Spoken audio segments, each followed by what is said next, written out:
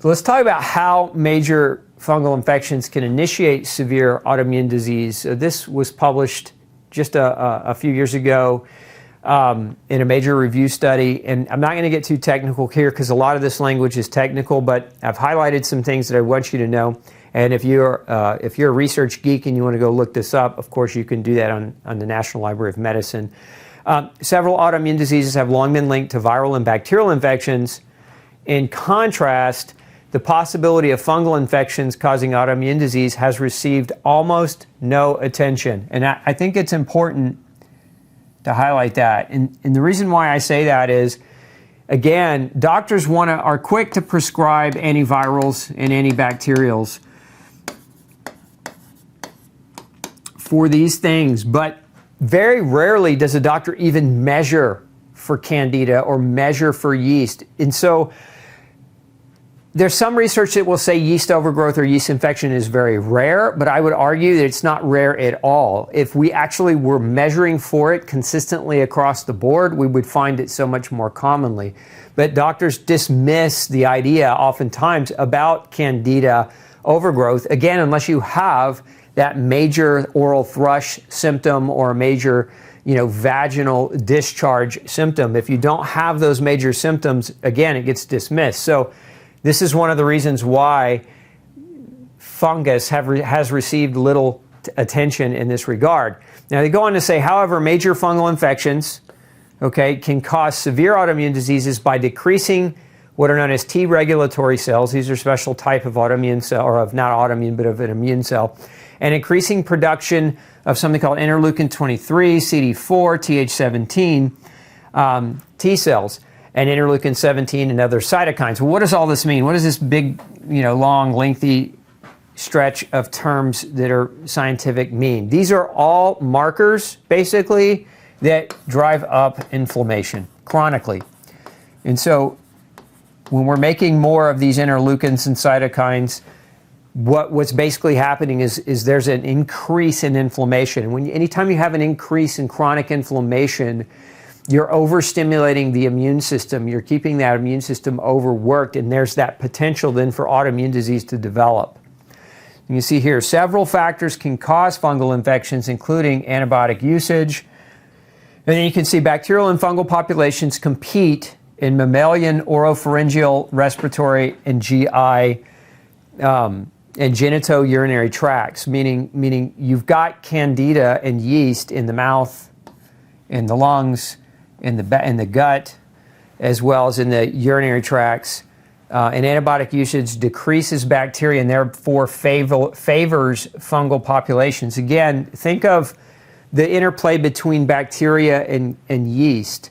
It's like a teeter-totter. There's a balance, right? If we go after the bacteria and we remove the bacteria or decimate populations of bacteria, the yeast has nothing to control its population, so it will grow out of control because there's no bacteria taking the available resources, so the yeast gets access to all of the available resources. But if you look down here, there's certain, all these chemicals, again, these cytokines and interleukin and these other cytokines, you see increases incidences of major autoimmune diseases, including type 1 diabetes, multiple sclerosis, and various types of autoimmune arthritis. So again, we know that those autoimmune conditions have a similarity, which is right up here. They have the similarity that there's an increase in factors like interleukin and CD4 Th17 cells and other cytokines. And so there's that association. So we have autoimmune diseases that when we measure these things, they're high.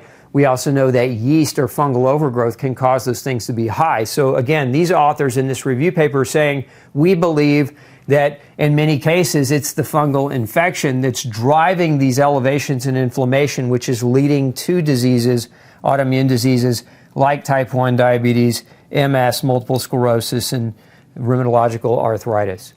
Now, there's other research on this topic. If we look over here, you can see this was a study. This was an actual murine study, which is murine means mouse. And so you can see candidiasis may affect the central nervous system. And although Candida albicans is predominant, non-albicans Candida species can also be associated with central nervous system infections.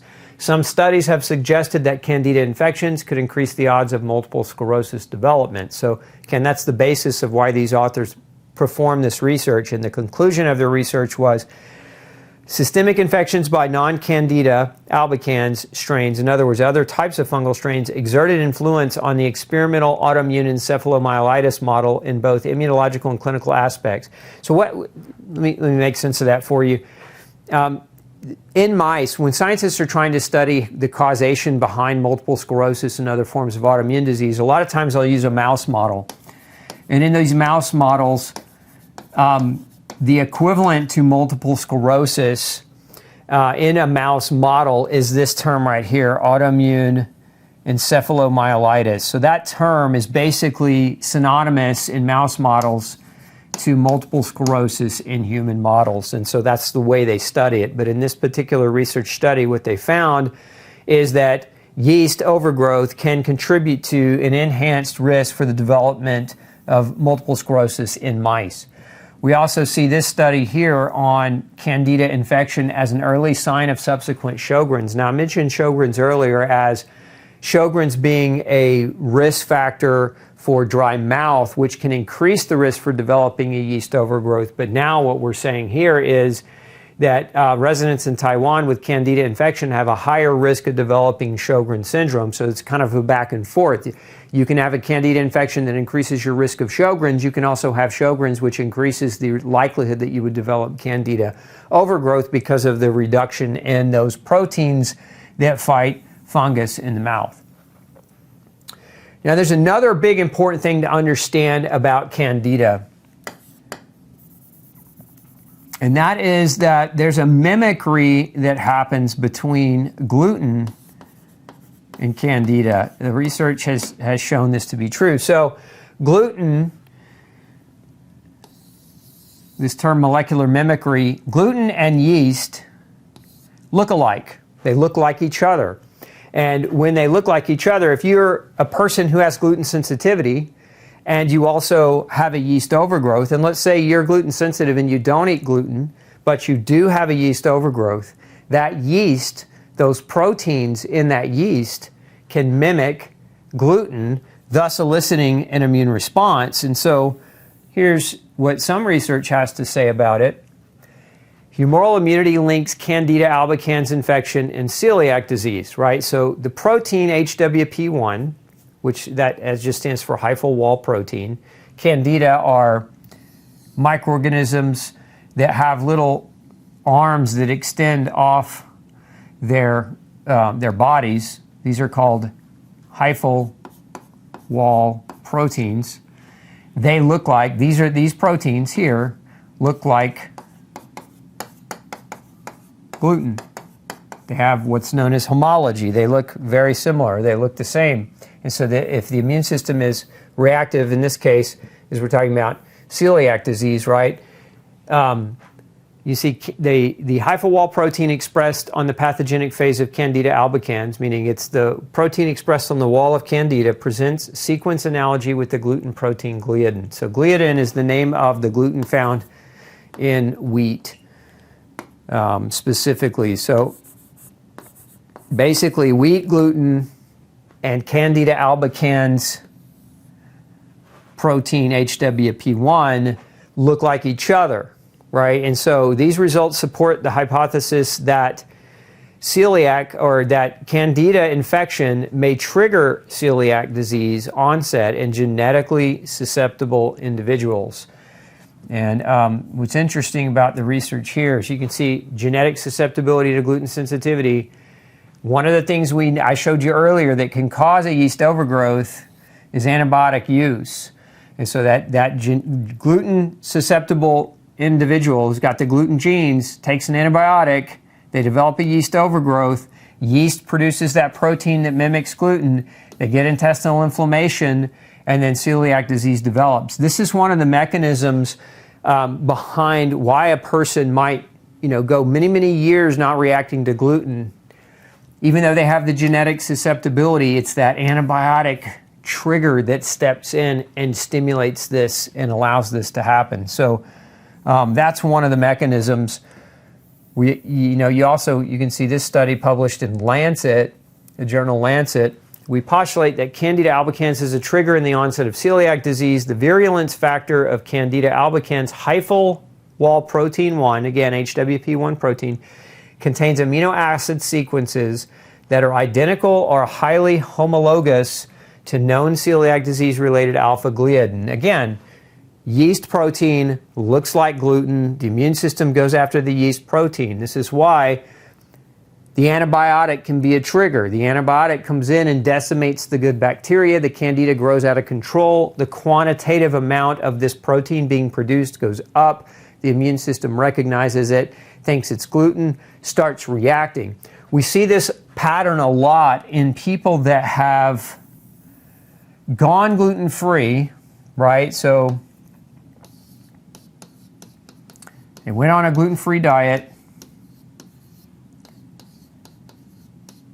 and they've been on it for a long time, 6+ months, and their outcomes are terrible. They have poor response. Sometimes this is referred to in medical literature as refractory disease, meaning they just don't react. They don't respond to the diet change. And, it's just my personal experience in my practice in dealing with people with these types of situations that I have never seen, not once, and that doesn't mean it doesn't happen or it hasn't happened, but I've not ever seen when a client comes into my practice where they were on a gluten-free diet and not responding, where their primary care doctor or their GI doctor actually measured for yeast. Never seen them do it. And so we find a lot of times we find ourselves looking for whether or not that person has a yeast overgrowth. And a lot of times this is what holds people back in their gluten-free diet. They don't get better not because they're not doing their diet properly, but because they have a yeast overgrowth that has never been identified and never been effectively dealt with.